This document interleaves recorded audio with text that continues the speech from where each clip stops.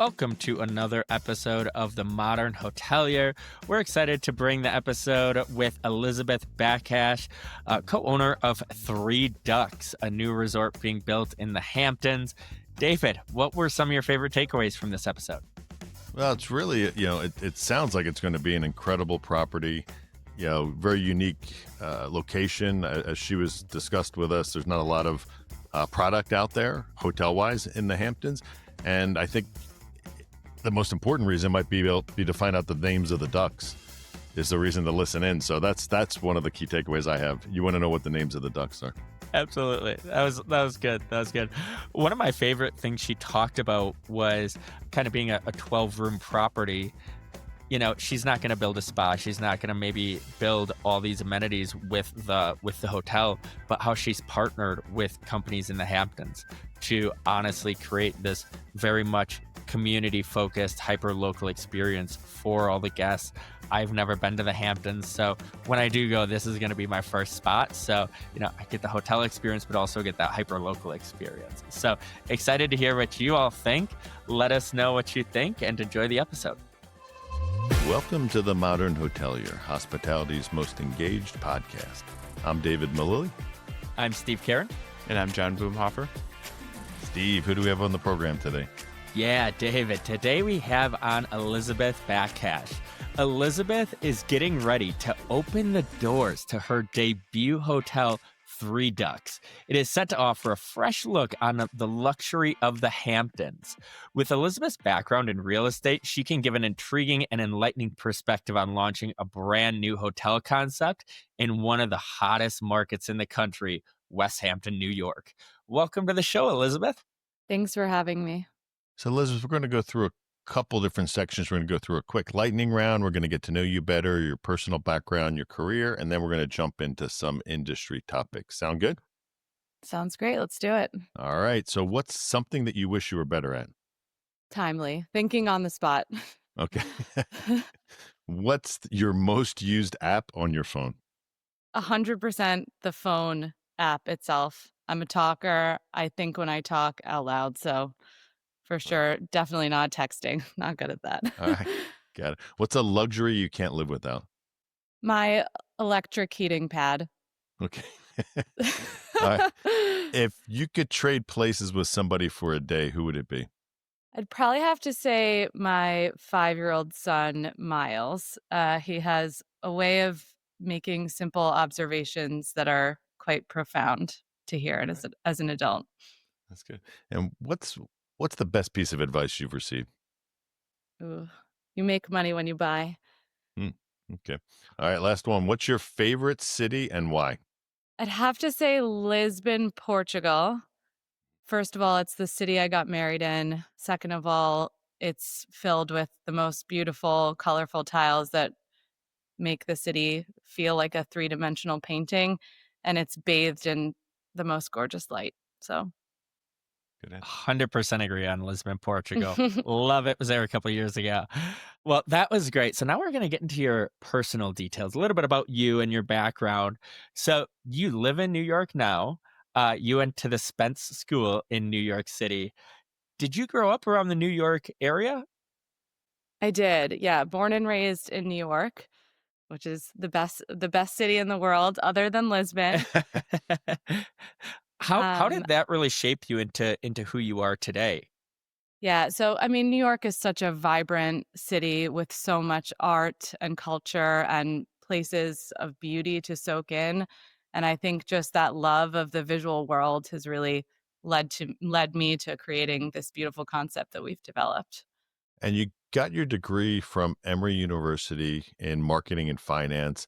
What led you to choosing marketing and finance?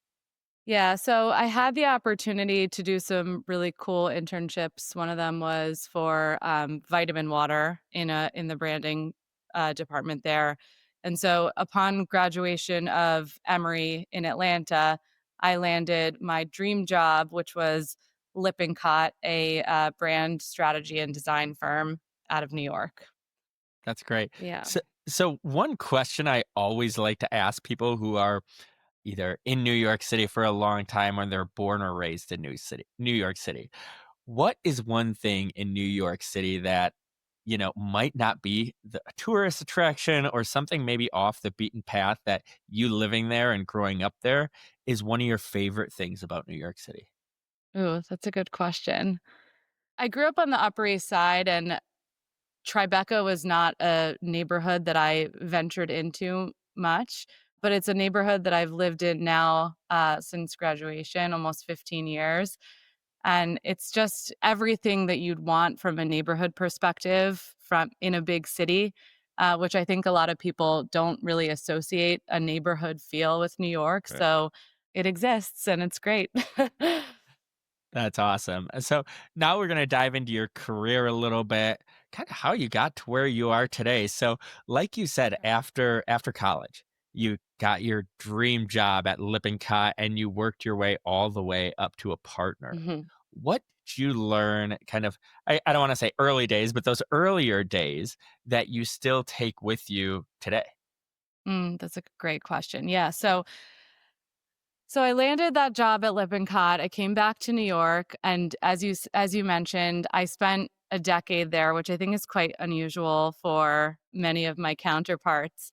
And that's actually where I was fortunate enough to meet my business partner for Three Ducks, Randall Stone. And him and I were both in the experience design group within Lippincott, and it was all around how do we take a brand and bring it to life through the customer experience. So I think the importance of bringing everything back to a core brand is really shines through in this project.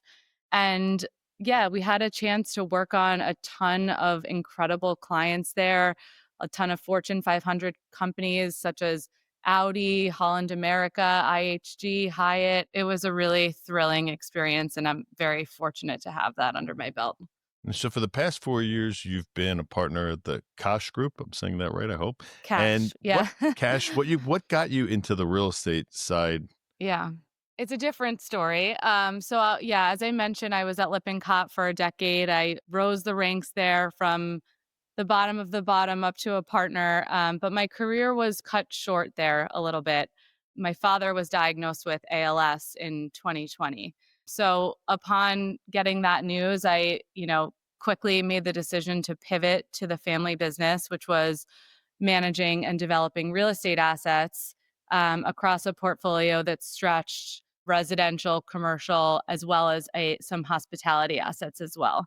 So that was the impetus for my decision. But I'd say since making that transition, I've been waiting for a perfect project to really sink my teeth into and build something from scratch and execute on a vision.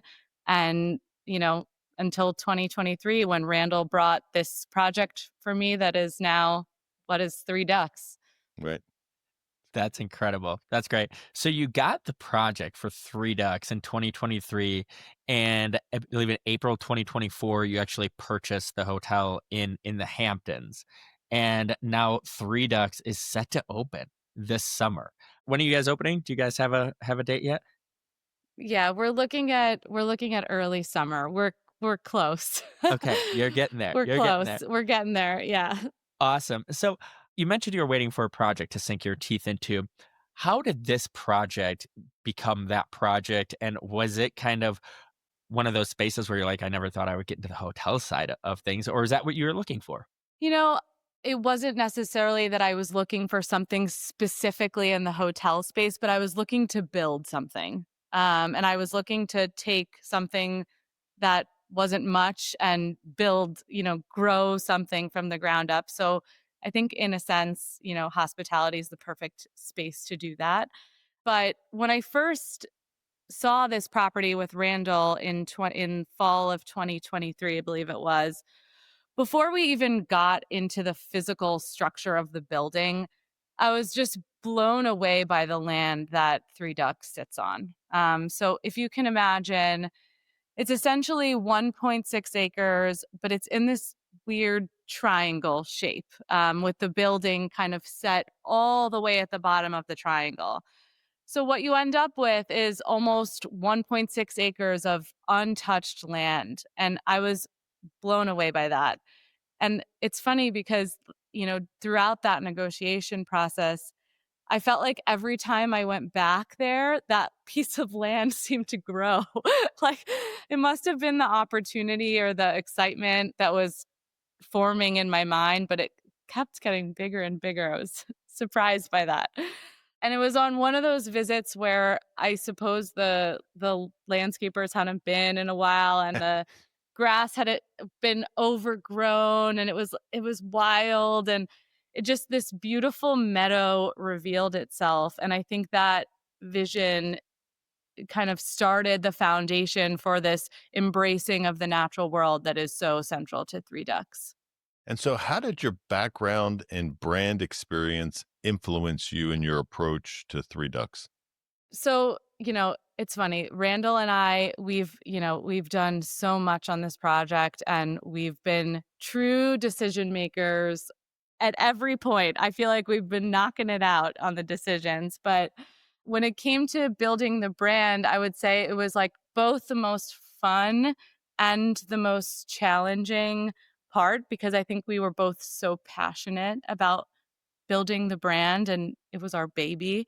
But I think what we've ended up with, I'm glad that we went through that tedious process, because I think what we've ended up with is so special, and so unique. So I think a couple things that are the critical elements of the brand we've created. So the name, the characters, and then these unique touches that we've infused throughout the experience. So in terms of the name, like Three Ducks, what's that about?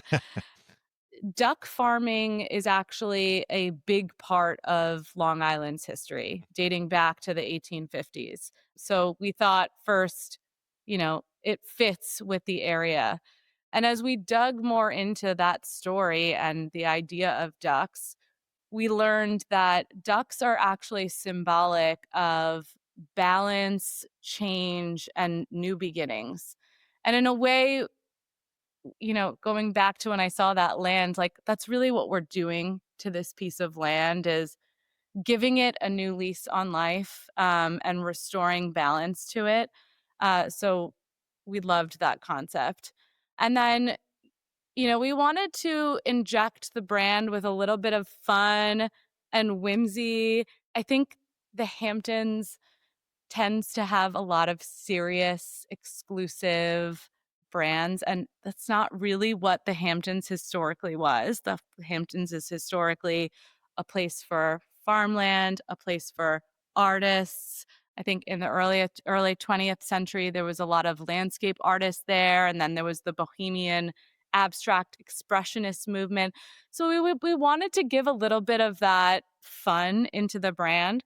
So we created these illustrated characters, which you can see throughout the digital experience and the printed experience on site. And they're ducks. They're ducks doing things that, are we imagine or we hope that our guests are doing, whether that's riding a bike or having a drink or spending an afternoon in the sun. So we love our characters, and they're a great addition. And then I think there's like these moments of surprise. So a funny anecdote is about the same time as we were closing on the property, I was down in Durham at a friend's wedding, and there was a guy dressed as a fox, his name is Poetry Fox, doing custom on the spot poems, with a prompt. And my husband gave him Three Ducks, and he came back with this like brilliant, quirky poem. So we've actually had him create 12 unique poems, one for each room, with some serious prompts, like the ducks coming back from the winery. And, we hope to infuse moments of fun throughout this day. That's great. Kind of to that point, so is there, and I don't know if you have this fully fleshed out yet, but is there an aspect of the guest experience that, you're gonna offer that I guess you're really excited about? Or is there an an aspect of the stay or something at the property where you see it or you think about kind of that guest experience where you're like, that is awesome? That's an easy one. So we did so much to the guest building, but that was an existing structure. What we've actually done is build a ground up structure at the center of that triangular field that I was mentioning earlier, which we're calling the barn. And that's really the central hub of the property, and we're super excited about it. So when you think about 12 rooms, yes, there's checking in and checking out, but if every check-in and check-out takes a minute, it's a quick experience. So not wanting to overinvest in the lobby experience, but make it really a multifunctional space that can be flexible. So what it is, it's a indoor outdoor barn with basically a huge bifold glass in the center, so it can be completely opened up and open air. That will, of course, be where you check in. It will have a small market where you can buy things from local purveyors in the area, which we'd really like to celebrate. And then outside, a place to sit, have a morning coffee. We're offering a really lovely, simple breakfast to work and gather.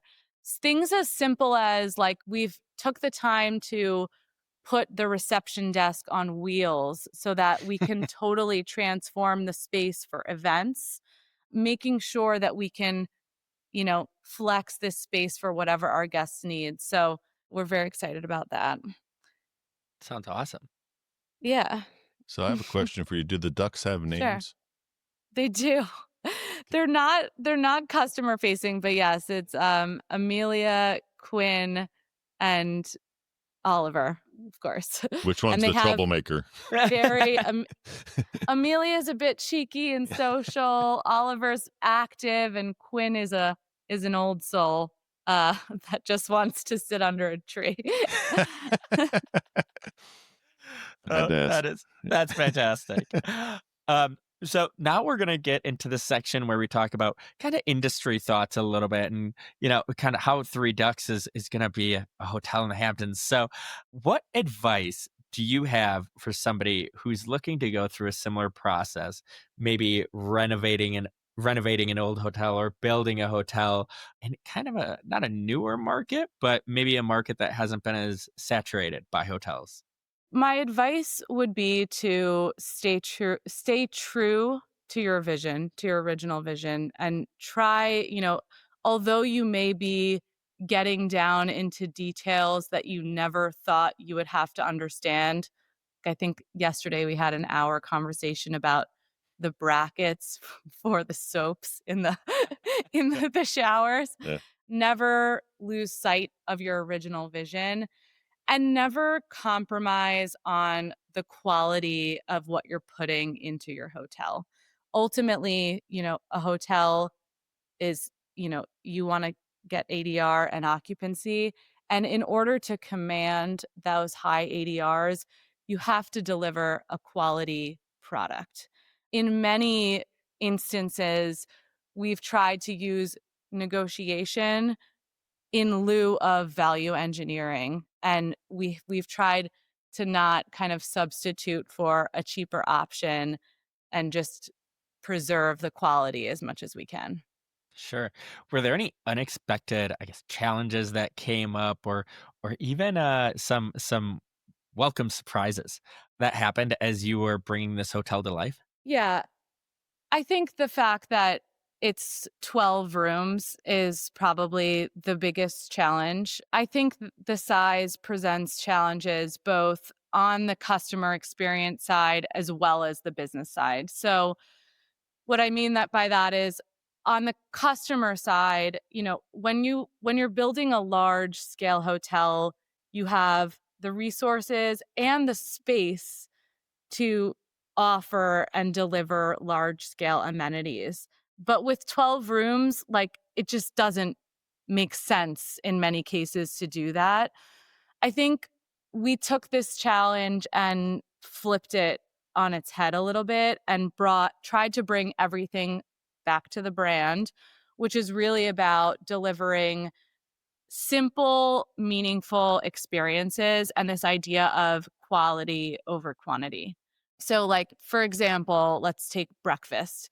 You know, obviously, with 12 rooms, you can't offer a, you know, huge spread and a buffet and multiple courses, but instead, can we deliver a couple of very high quality items that sets your tone for your day? Similarly, I think, spa is a big one that people want in the Hamptons, but with 12 rooms, again, like, it just doesn't make sense to build a standalone spa offering. But what we've done instead is identify local partners in Westhampton to offer in-room spa services. So there's ways around it. And then on the revenue side, I think I mentioned this, but, like, it's really about driving the ADRs that you need, and I kind of covered this in that staying true to quality, and also continuing to drive occupancy in the Hamptons after Labor Day. After and before Memorial Day, how can we double down on events such as maybe it's weddings in the fall and corporate retreats in the spring to really extend that occupancy both ways? Okay. You've done a really good job talking about ways to improve the guest experience, like the breakfast and even just being able to roll out the reception desk. Is there anything else that we haven't covered that you want to cover about the really enhancing the guest experience at the property? Yeah, sure. So a couple things. The property is really comprised of three elements. So I've mentioned already the barn, the guest house with the rooms, and I hope we can get into that in a moment. And then there's the land and the property, which is so lush and beautiful. Within the land, we've focused on delivering a really beautiful fire pit. So we have a 6-foot Cortan steel wood burning fire pit. Three Ducks is all about we want our guests to experience all that Westhampton has to offer, but can we create a gathering place at the end of the day, perhaps like after dinner, for a place for people to have wine with their friends and family, maybe meet other guests at the hotel. So that fire pit is at another one of those gathering places that we try to deliver.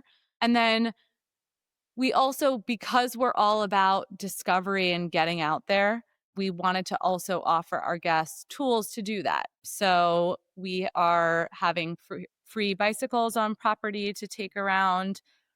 We have a moke, which is an open air beach vehicle. It's really cute, actually, which you can rent by the hour or for a whole day. We've packaged up these little guides. So guide for a sunny day, for a rainy day, a guide for seeing and be seen or unwinding. It's kind of like pick your, pick your path for the day. And we've tried to curate as many of those experiences for our guests as possible. That's great. That's great. And I'm curious to hear this one. You mentioned you want to talk about rooms. Here we go. We were on the same page with writing these questions. Were there any I guess when I walk into a hotel room, I've walked into some that are great, make me feel at home, and then other ones I'm like, it feels like a cookie cutter. Like it's the same as the one next door, and it feels a little bit more corporatey. Were there any specific design elements that had a big impact on, I guess, creating a unique guest experience and making them feel comfortable and immersed in at Three Ducks? Yeah. I mean, the design was the most incredible part and most gratifying for me, I think. So again, reaching back to that moment when I saw that un- uncut grass and that wild nature, the design of the rooms is all about that inspired by nature concept, and we're calling it garden fresh interiors. So we want to, as people enter the room, we want to make it feel like it's just a continuation of their path in these gardens that they've just came out of. And we've done that in a couple of different ways. First is through embedding natural shapes as much as we can. So you'll see we have this beautiful custom cabinetry, And the finger pulls that you use to open the doors are all these kind of natural pebble shapes. The lighting, again, looks it's not a circle, it's a pebble. The private gardens that each room has outside isn't defined by a square or a rectangle, they're circular and organic. So we love that notion of organic shapes. And then in terms of the textures of the room as well, bringing in as much natural texture as we possibly could. So handmade clay tiles, or the floor was a huge one for me. I was obsessed with this. Everybody's, so quick to flock to an oak floor. We were like, let's go with ash, which really shows you the variation in the wood. The headboard looks like moss. So we really tried to get into every detail as possible to make this feel natural. So one of the biggest challenges, especially for unique hotels, is how do you transform the actual property to the online world and represent that the right way? What's that experience been like for you as far as getting everything you talked about, looking at the overgrown grass? I know that's probably not what you're going to show on the website, but how are you translating that experience to the online side? Ooh, that's a great question. I appreciate the the branding question and translation of that. Whew. Well, we've had again, like we've tried to infuse those little quirky moments of the illustrations. I think that's really prevalent on our online presence. You'll see that in our website as well as our Instagram. And I think another technique that we've been using online is embedding a little bit of animation into the illustrations. And even as we move into photography, trying to do like a 1 to 2 second video to just give a little bit of movement. I think that helps translate that natural experience. That makes sense. We 100% agree. We 100% agree. So, Cool. one thing that you talked about was incorporating the community into your hotel. And one thing we talk about on this podcast a lot is building up a hyper local experience for hotels. Can you tell us more about, Three Ducks connection with the community? And I also would love to hear any advice you have for hotels on how to build that connection with the community. Sure. So, I mean, again, this has been a project where Randall and I have both had to roll up our sleeves on everything. So, this was really an exercise of let's come together, build a huge list of everything that we know and love in Westhampton, and just do one on one outreach to people and go down the list. And the engagement has been overwhelmingly positive. I think people were looking for another, there's not many hotel options out there. It's actually a section of the Hamptons where it's totally underserved, which is good for us. Right.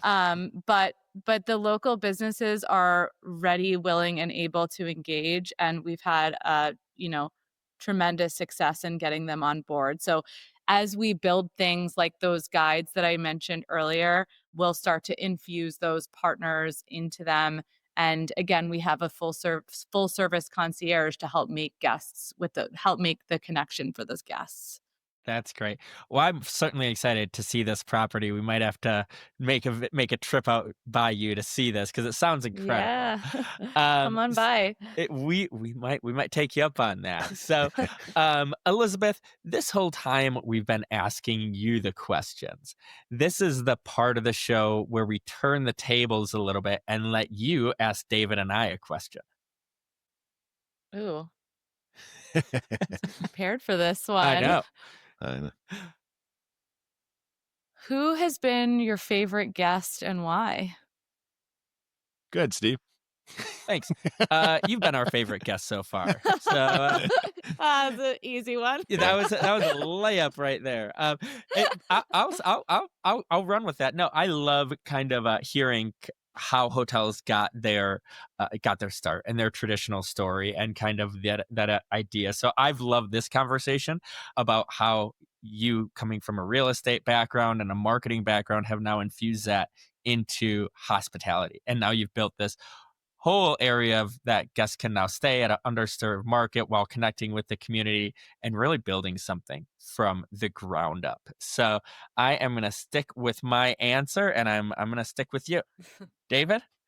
Yeah, I'll take an easy one. So probably because we're friends and because I could answer most of the questions I asked him. But Anthony Mulcury, which was our very first podcast that we aired, Mm. he's former GM, had a television show on the Travel Channel called Hotel Impossible. He had a couple, so I have to mention. I don't want to mention all of them, but if he ever listens to it, he'll be like, "Why didn't you mention the other show?" But yeah, it was just great because he was a friend, and it was really kind of our first like time we really aired an episode. So it was just kind of like cool, Yeah. not knowing what we were doing at all. Like we always tell people, like if it wasn't for John, we don't know where the hell we'd be because we didn't know what the heck to do, equipment, platforms. So you kind of like your first one's always special. So I guess Anthony was kind of the one that was it was pretty I think special for us as a group. Can I ask you one more question? Sure. Go for it. Okay, on the topic of, experience design, what's a hotel experience that you've maybe had in your personal life that's memorable, and unique to that brand? Yeah, I'll take this one. I'll take this one because I just had it. So recently I went March Madness is going on. There were games in Denver. I had two of my best friends fly into town from Washington, DC, and we all went to March Madness. We stayed at an independent hotel called the Raleigh Hotel. It is Mhm. in Denver, Colorado, and it is across the street from Coors Field. It is one of the coolest hotels I've ever stayed at because of how they have not only incorporated Colorado, not only Denver, but also baseball and the Colorado Rockies into the whole guest experience. When you walk into the lobby, there's like almost a connector set that baseballs go up and then they drop and they go down all these different layers of metal tubing and all when they hit a lever something over here happens and the lobby itself has a Denver flag, Colorado flag, baseball bats, all this. It's all centered around baseball and the Colorado Rockies. So when you go to your room, it's crazy. I opened up my window and literally the Coors Field is right across the street and I can Amazing. basically almost see into the stadium. And then they have a square next door where for Rockies games, people gather there and they have a ginormous TV where people can watch games. And inside of that outdoor space, then they have an indoor space where they have, I think, 5, 6 different restaurants. They are connected to 2 different bars. So the whole feel while you're there is you don't have to leave that area. You can stay in the hotel, you can stay kind of in that outdoor area and visit the restaurants around there. So the whole experience, the guys, they loved it because it's like basketball was on all the time and that huge screen. So just kind of incorporating not only Colorado, but the Rockies and just sports in general into their whole hotel in that area, it blew me away. And, my two buddies were like, it made me look pretty good when I'm picking out the hotel. And they're like, this was a great play, especially since we're here for sports. So that was my most recent experience and definitely ranks as one of my favorite. Very cool. I'll have to tell my husband about that. Yeah. Oh yeah. It's the It's a good sports one. lover. Oh, Yeah. he'll love it. He'll love it. David, what about you? Oh, I'll go. I don't want to. We just went to the mining exchange in Yeah. Colorado Springs, and what was cool about that was, I'd never been to Colorado Springs, and this hotel, it felt like it could have been in London, it could have been in Madrid. It was just this really cool, independent, great vibe. The staff was amazing. The rooms were great. I mean, so the whole experience, you just it's just not a town that you think about like that. Oh, I'm going to be at this incredible hotel in Colorado Springs. And that's not a dig on Colorado Springs, but it was just this hotel that you just felt like it could have been anywhere in the world. And like I said, for me, the hotel was great, but the whole experience, we were there for an opening weekend, was pretty cool. Amazing. Have to check Colorado those getting out. both the hotel votes. Look Yeah, at that. I Yeah, know. who Look at knew? I that. know. It's like, So, what's happening in Colorado? Yeah. all good things. All good things. So, Elizabeth, those were great questions. Our producer, John, he's been listening behind the scenes this whole time. So, we're going to kick it over to him for one last question before we get you out of here. Uh-oh. All right. Yeah, it's really cool to hear just about the whole process. Your thought, like it's very thoughtful, everything that's going into it, and you're really close to being able to launch this thing. I'm curious, what are some of those like last few things, the little bit that's kind of left? I'm just curious, like what are the last few hurdles to get over before this thing can finally be enjoyed by people? Yeah, I mean, we're so close now. I can taste it. So, on the construction side, we're almost complete, but obviously the weather is just warming up. So, we're now in the planting phase, which I think is obviously, from everything I said, one of the most important pieces of this project. So, the planting is happening now, and that's very exciting. And then over the next month, we'll just be loading in all of the FF&E and uh, styling the rooms and doing final photography. So I'm so excited to see how it all comes to life. I think it's going to be a little difficult 5-6 months pregnant to be loading in the Right. FF&E, but but I couldn't be more excited. That's great. Well, that does it for another episode of The Modern Hotelier. This is where, Elizabeth, you get to tell people how they can find out more about Three Ducks Hotel, how they can get in touch with you if they want to, so you can plug away. So you can reach us at 3duckswesthampton.com and follow us on Instagram at 3duckswesthampton. Thank you Okay. so much, guys. That's great. Well, that does it for another episode of The Modern Hotelier, hospitality's most engaged podcast. Whether you're watching or listening, we appreciate you, and we'll see you soon. Thank you, Elizabeth. Thank you. Thank you. You made it to the end of The Modern Hotelier. Thanks for watching or listening. The Modern Hotelier is produced by Modern Hotelier Media. Make sure to like and subscribe if you're listening on YouTube, or subscribe wherever you get your podcasts. If you know a good guest, sponsor, or have media needs, feel free to reach out to us at hello@themodernhotelier.com. Thanks and have a great day.